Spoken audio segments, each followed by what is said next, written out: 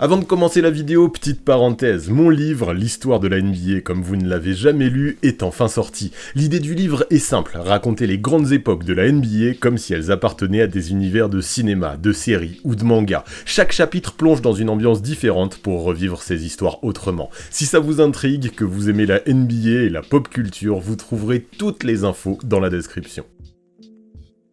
LeBron James peut-il encore être le patron d'une équipe championne à 41 ans? Perso, j'ai ma réponse et je sais qu'elle va pas forcément plaire à tout le monde. Cette vidéo-là, je vous avoue, j'avais très envie de la faire encore une fois, c'était nécessaire. LeBron vient de porter les Lakers sans Luka et presque sans Reeves jusqu'au deuxième tour, donc fallait qu'on en parle. Le truc, c'est que Houston était diminué mine de rien, et l'étape qui arrive, c'est quand même autre chose. Et là, franchement, sur LeBron et les Lakers, je me rends compte que j'ai énormément de choses à dire. Du coup, nouvelle vidéo bonus. Encore, j'arrête pas en ce moment, mais c'est comme ça, c'est les playoffs, et j'ai envie de faire en sorte que vous mangiez bien. Mais bon, sachez-le, c'est pas parce que en ce moment je choisis certains sujets tout seul qu'il faut arrêter de voter sur Instagram. Il y a un sondage en cours sur le canal actuellement, et ce serait quand même bien dommage de se priver de ça. Alors si tu me suis pas encore là-bas, je t'invite à le faire, et si t'es pas encore abonné ici, c'est la même chose. Mais ouais, pour revenir à la vidéo du jour, la vraie question elle est pas si simple. LeBron peut encore être énorme, on vient de le voir, mais porter une équipe jusqu'au titre en étant le patron sur 2 mois de playoff, c'est quand même une autre paire de manches, d'autant plus à 41 ans. Alors on va remettre la série face aux Rockets dans son contexte, parler de ce que le King fait encore aujourd'hui, définir ce que veut dire patron en 2026, et vous donner sans filtre ce que je pense exactement à ce sujet. Honnêtement, et à mon avis, le débat est beaucoup plus compliqué que ce qu'il en a l'air. Donc on va partir là-dessus, on perd pas plus de temps, on lance ça tout de suite.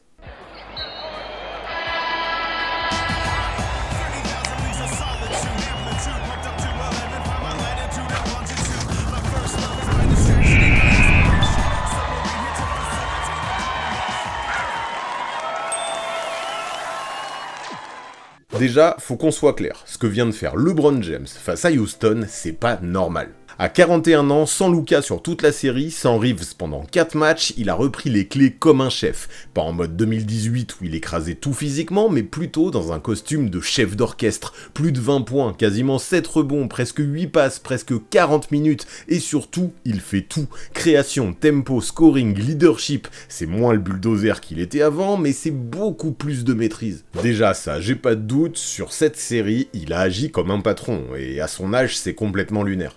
Regardez le début de la série. Lors du Game 1, il met que 19 points, mais il organise tout. 13 passes, 8 rebonds, 2 interceptions, 1 contre, à peine 2 pertes de balles. C'est extrêmement fort. Puis Game 2, il en remet une couche avec toujours de la création, mais 28 points cette fois-ci. Surtout que le match 3 est peut-être encore mieux. Match serré, 29 points, un tir clutch pour arracher la prolongation, une avance de 3-0, et derrière, ça passe. Les Lakers de LeBron se qualifient. Voilà qui c'est, le LeBron actuel. Il t'écrase pas forcément pendant 48 minutes comme avant, mais il sait exactement quand et comment prendre un match à son compte. Aujourd'hui, il n'est peut-être plus capable de tout dominer pendant 48 minutes comme il le faisait avant, mais le LeBron actuel sait choisir ses moments. Regardez le Game 6 par exemple, les Lakers viennent d'en lâcher 2, la série peut basculer, et là, LeBron leur coupe les ailes, 28 points, 7 rebonds, 8 passes, mais surtout le timing, il met 14 points dans le deuxième quart, pile au moment où le match bascule. Houston s'écroule et le King garde la main sur tout le jeu, il ralentit, il accélère, il trouve les bons joueurs, il attaque les bons mismatchs, bref, c'est méga fort. À chaque fois qu'il a fallu éteindre un petit départ de feu, le numéro 23 des Lakers a parfaitement su jouer le rôle du pompier de service. Voilà le paradoxe. LeBron, aujourd'hui, physiquement, c'est plus le même joueur. Ok, défensivement, il a une fâcheuse tendance à s'économiser, c'est sûr. Mais ouais, mentalement, c'est un monstre. Il voit tout, il comprend tout. Dans sa tête, il joue déjà l'action d'après. Quand les Lakers sont dans le dur, c'est lui qui remet de l'ordre, toujours. Sans Luka et sans Reeves, il a dû redevenir le cerveau offensif principal, le patron. Et bravo à lui, sur ce premier tour, ça a tenu. Franchement, même indépendamment de son âge, jouer au basket comme ça, c'est du très haut niveau, limite du jamais vu. Faut se rendre compte de l'anomalie, à 41 ans normalement t'es retraité, vétéran de luxe, où tu joues 15 minutes par-ci par-là pour décorer. LeBron lui, il joue presque 40 minutes en play-off, il porte une équipe décimée vers la win et gagne une série en étant au four et au moulin. Alors oui, on a tellement l'habitude avec lui qu'on a tendance à banaliser, mais non, en vrai c'est absurde ce qu'il nous fait en ce moment. Vraiment, je voulais commencer par là, on n'a pas le droit de ne pas ouvrir les yeux là-dessus, et c'est important vraiment de rendre à César ce qui appartient à César.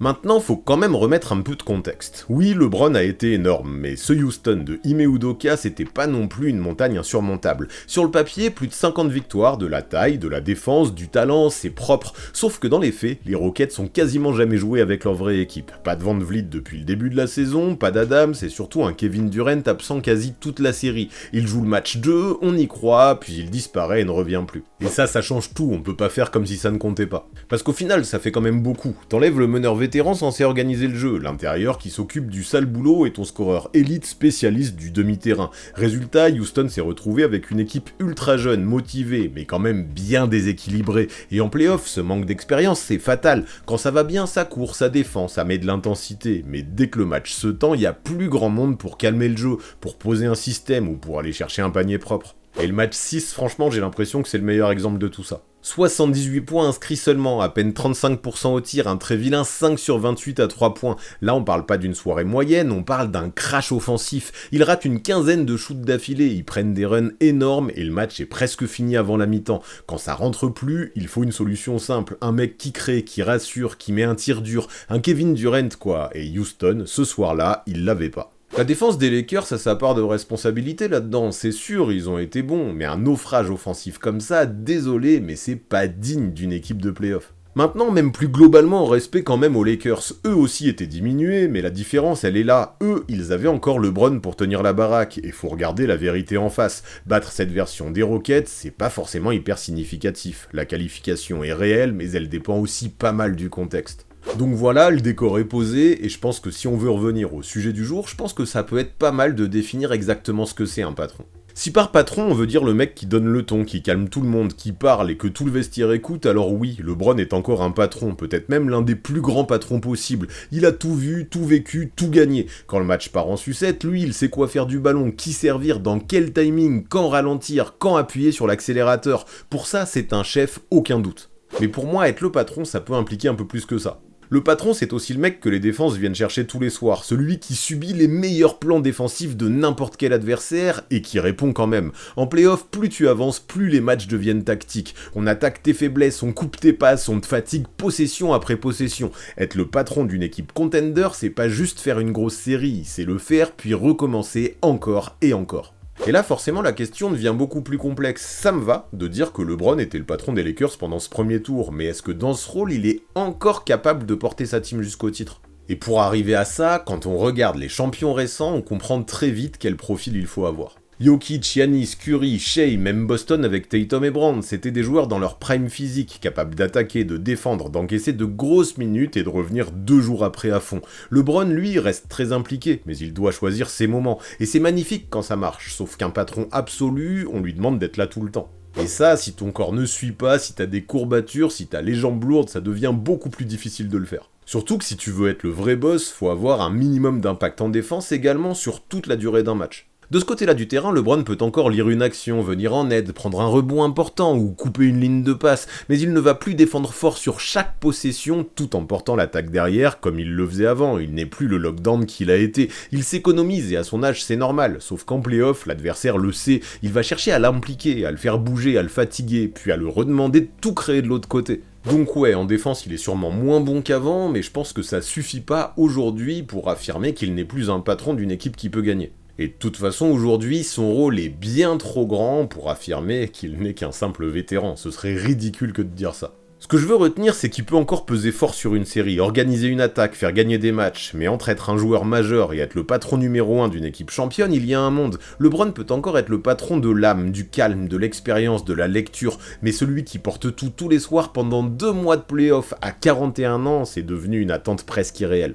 Par contre, attention, c'est pas parce que je dis ça que je suis un hater, je suis super admiratif de ce qu'il fait, et je pense que ça suffit pas non plus pour répondre à la question du jour. Ce que produit LeBron aujourd'hui, de la façon dont il le produit, y a pas grand monde qui peut le produire actuellement, quel que soit son âge. Dans les lectures, la gestion du tempo, le QI basket, oui, il évolue clairement dans un autre monde. Mais le truc c'est qu'il a beau dominer grâce à son cerveau, physiquement, et c'est normal, il ne domine plus autant qu'avant.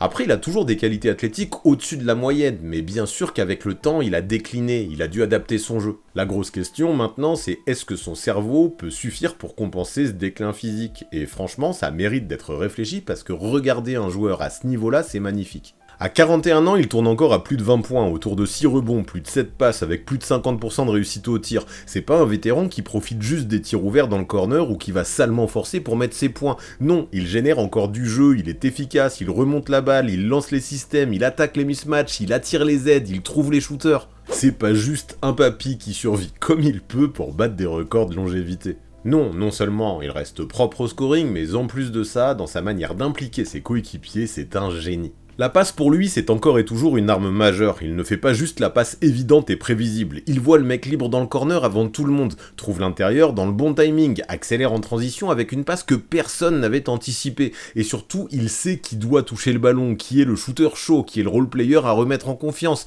quel mismatch il faut punir. LeBron peut clairement contrôler un match avec ses passes. En fait, il joue presque comme un coach sur le terrain, qui a du recul et qui voit tout, et c'est assez unique. Là où je le trouve hallucinant d'ailleurs, c'est dans la gestion du rythme. Il peut marcher sur une possession, ralentir tout le monde, prendre son temps au poste, puis d'un coup pousser la balle dès qu'il voit une défense mal placée. Avant, il passait avant tout par la puissance. Aujourd'hui, il a appris à varier pour saisir les meilleures opportunités. Dans son cas, c'est pas une faiblesse, c'est de l'adaptation de très haut niveau. Et honnêtement, je trouve ça admirable, cette façon qu'il a de dominer le match et de le manipuler sans forcer. Ça m'impressionne beaucoup plus qu'un joueur qui miserait tout sur son physique par exemple, un peu comme il le faisait plus tôt dans sa carrière.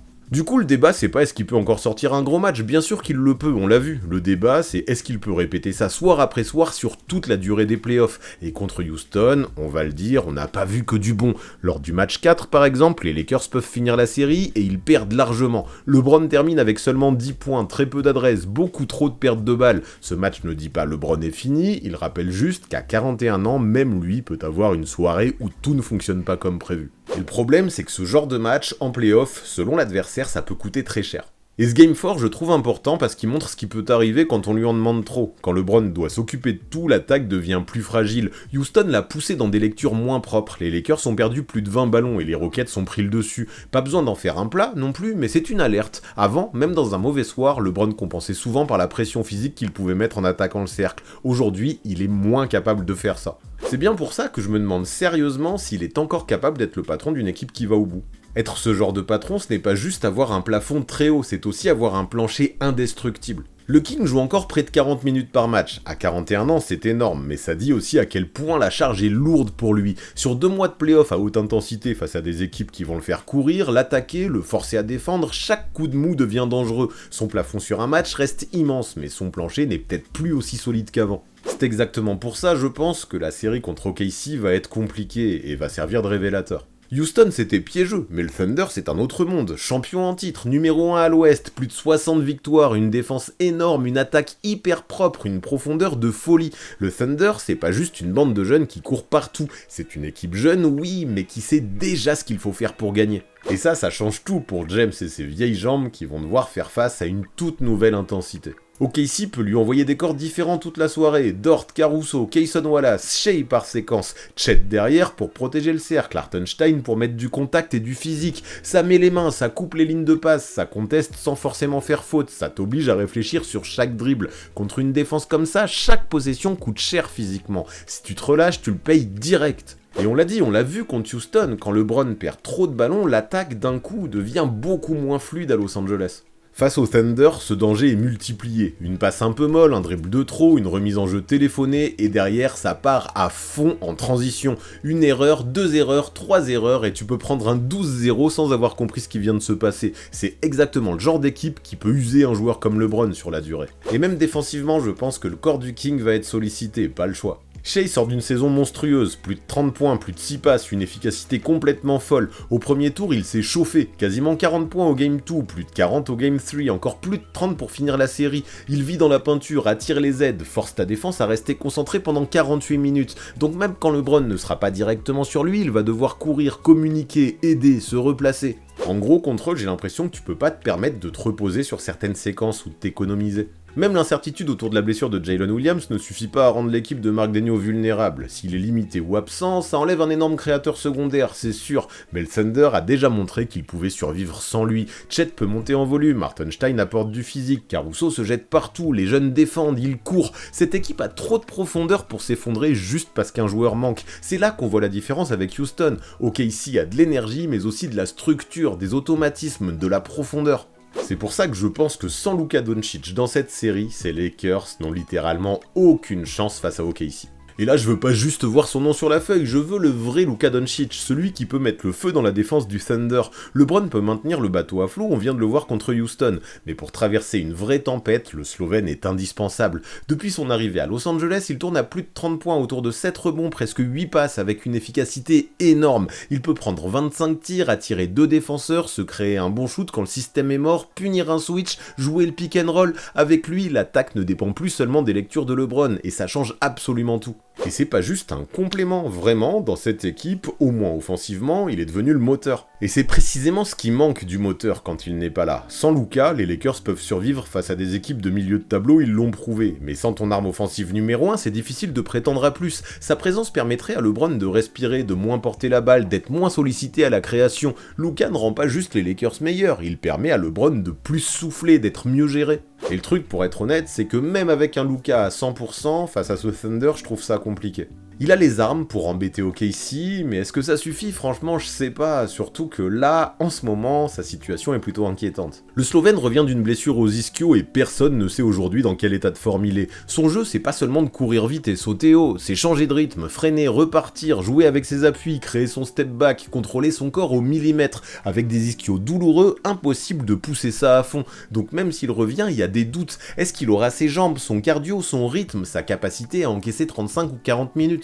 Parce que si un Luka à 100%, je suis pas sûr que ça suffit, je suis certain qu'un Luka à 70%, ça ne suffira absolument pas.